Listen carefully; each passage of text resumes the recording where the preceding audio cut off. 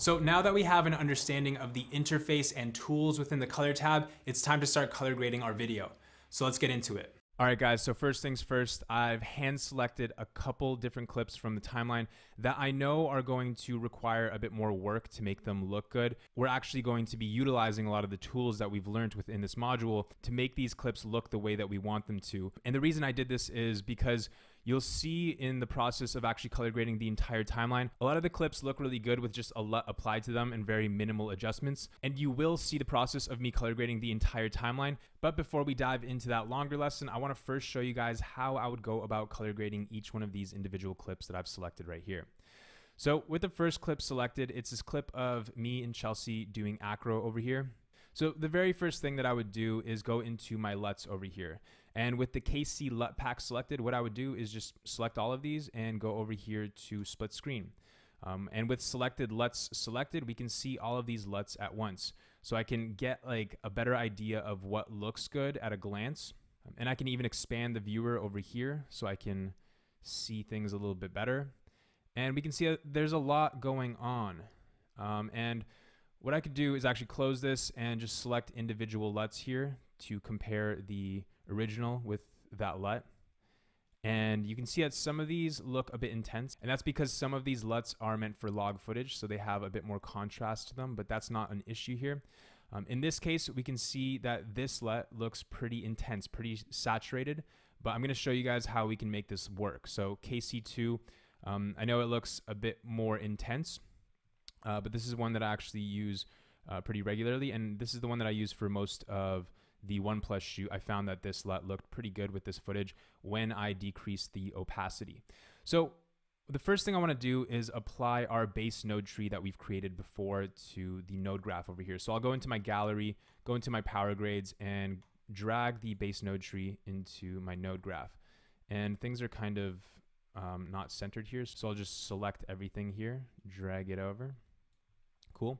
And we don't have a node for our look. So why don't we add one over here just before curves. So I'll move all of these over here, select primaries, option S, and I'll hit R, call this one LUT. And let's add this LUT to this node. So with the LUT selected, we'll drag it over here. We'll turn off split screen and we'll hide our LUTs here. And as you can see, it's very intense, but we can go over here to key and bring down the key output to probably about 0.5 or so. And things start to look a lot better.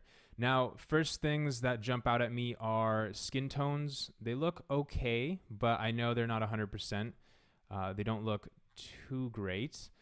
And the grass is very yellow. I'm not a fan of this kind of yellowy grass. And that was something that I kind of just allowed to slip in the past because I didn't know how to make those specific adjustments. But now with node-based grading, making an adjustment like this is going to be very easy. And besides that, I think we could do a couple different things. We could probably use Windows to draw the viewer's eye to the center of the screen here as well. Maybe darken the bottom, brighten the top. But this is a good base. So what we can do is go into our primaries before the LUT, and let's play around with maybe the temperature a bit. So I might bring it down a tiny bit. And you got to remember that these minor adjustments go a long way. You don't want to be doing things too drastic. It's good to push things a little bit further and then go back from there. That's what I usually do, but you got to remember that you want to make minor changes. So just by cooling things down, I like the way that the mountains look in the background now. They're not as yellow. We're bringing a bit more of that green back there. And that looks pretty good to me. So just with primaries, just bringing down the temperature a little bit, I feel like that's done pretty well. And the next thing I want to do is correct the skin tones. Now at this stage, I can correct the skin tone or the grass. It doesn't really matter in this situation. So let's start off with the grass. So to change the grass, I'm going to go over here to my parallel nodes, and I'm going to select the top one, or actually the bottom one over here. And let's go into the qualifier and start selecting our grass here. So Shift A or H to show me what I'm selecting. And obviously I don't want any of that water there. So That looks pretty good to me. I'm also going to be combining this with a window, so it doesn't matter if we're getting some spillage over there. Don't worry about that. This looks pretty good to me, so why don't I play around with some of these controls down here just to refine the selection. Maybe I can get a bit more of the areas that I'm wanting. Less of the skin tones, more of just the grass, but it doesn't really matter if I'm hitting those skin tones either way because we're going to be using windows. That looks pretty good to me. And why don't we blur out the edge a little bit too, because we don't want that edge looking too crispy. That looks good to me. And now what I'm going to do is go over to my power windows over here, and I'll create a new curve window over here. So with this selected, I'll draw over the grass area here, and I'll go around me, trying not to select the skin tones. And I'll go out a lot more over here too, outside of the border of the image. Cool. And now what I can do is just hit Command T on my keyboard and it's going to automatically start tracking. So I'm going to take highlight off, Shift A or Shift H, and we can see if I scrub through here, it did a good job. And it's a short clip, so it's chill. Now we can make an individual adjustment to just the grass. So if I hit Shift A, we can see it did a good selection of the grass. We don't have those mountains or the skin tones selected anymore, which is awesome. So let's go to the tint and bump that down a bit. That looks pretty good to me. If I turn that on and off, Command D, we can see it's minimal, but it makes a huge difference, huge difference. This kind of grass to me looks amateur. Not a fan of those types of tones. Of course, it is subjective. Some people like that color. I'm not a fan. I like to make greens look actually green. And just by bringing the tint down a little bit, -46, we've gone a long way. Now, there's a bit of this grass over here that is a bit more of a yellowish tint. I love the grass in this area here. This grass here is a bit too yellow.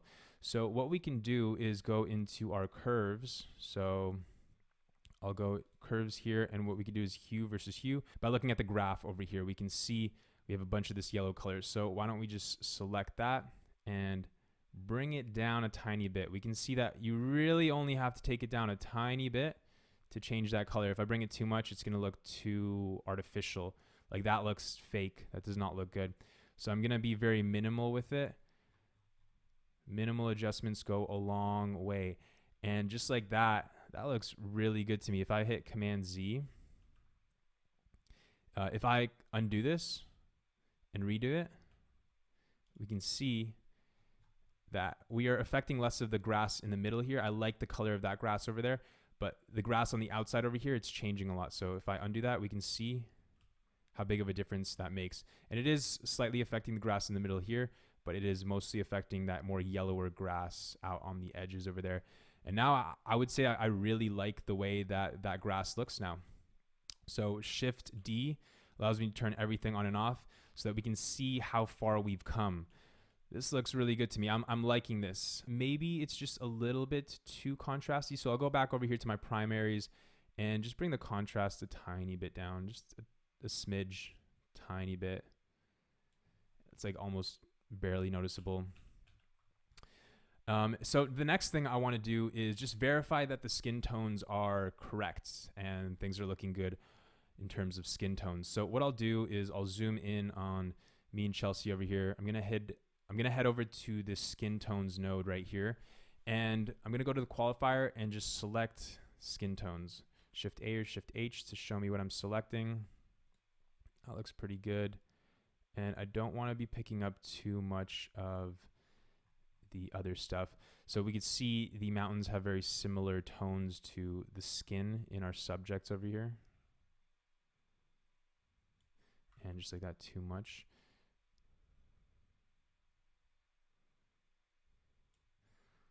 That looks pretty good. We're selecting all of the skin tones, and like my eye isn't selected over here. That's simply because it's dark. So it's a lot darker, and there isn't as similar of a tone as the skin that's in the light.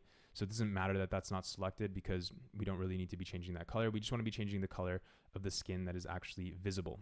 So if we take a look at our vector scope down here in the bottom right, if you're not seeing the vector scope, just hit this drop down here and you're probably on Parade, so just change it to vector scope. This line right here, it represents where our skin tone colors should be. If you're not seeing that line, you can head over here to this button and just make sure that show skin tone indicator is selected. That way it'll give you that line right there. And we can see that we're pretty good. Things don't look too bad, but we can shift this over to the right a tiny bit. And remember, that's the thing with color grading, these slight adjustments make the biggest difference. So let's go over here and let's play around with the tint maybe. I think if I bring it over, if I bring the tint up a tiny bit, we can see if we're watching the vector scope, that color is moving from the left more over to the right. I want that to be kind of centered there. And that looks like it's perfectly centered now. And if I hit Command D on the skin tones, first I gotta turn highlight off, Command D, makes a very minimal adjustment. And I don't even know if you guys will see it because of the compression on YouTube or Vimeo, but it does make a difference. And that's something that I always want to make sure I'm doing correctly, is making sure that these skin tones are actually looking natural and 100%. And little adjustments like this make a big difference. Now, of course, we have also affected the mountains in the background as well, but I would say that that adjustment is so minimal, and I actually like the slight tint. I think it just adds a bit more color to the mountains in the background. So I'm happy with that. Now, if I hit Shift D, we can see where we started and where we're at now. I think that that looks great. I'm really stoked with this. And this is just a great example of how far we can go with the tools we have here in DaVinci Resolve. Back in the day, I didn't think it was possible to make these kind of changes from footage shot on an 8-bit phone. But thanks to all these amazing tools that we have in DaVinci Resolve, we're able to isolate any region of our image very easily and make the changes that we want. Whereas before, I always thought that I should be shooting everything in RAW so I can make these kind of adjustments with all the extra information that comes with those images. But that's not really the case anymore. We can make any footage look beautiful, even this 8-bit footage coming from a phone. It really just comes down to your skills as a colorist.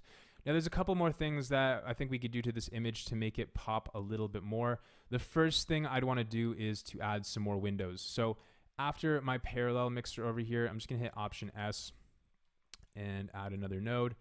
And what I'm going to do here is I'm going to add a window to make the bottom of the image a bit darker. So let's go to the windows. Let's create a new gradient window.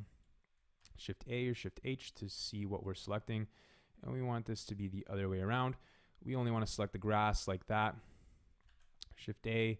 And let me bring that exposure down just a tiny bit, not too much. Because like if I bring it down like that, that's excessive, doesn't look realistic. I just want to bring it down a tiny bit.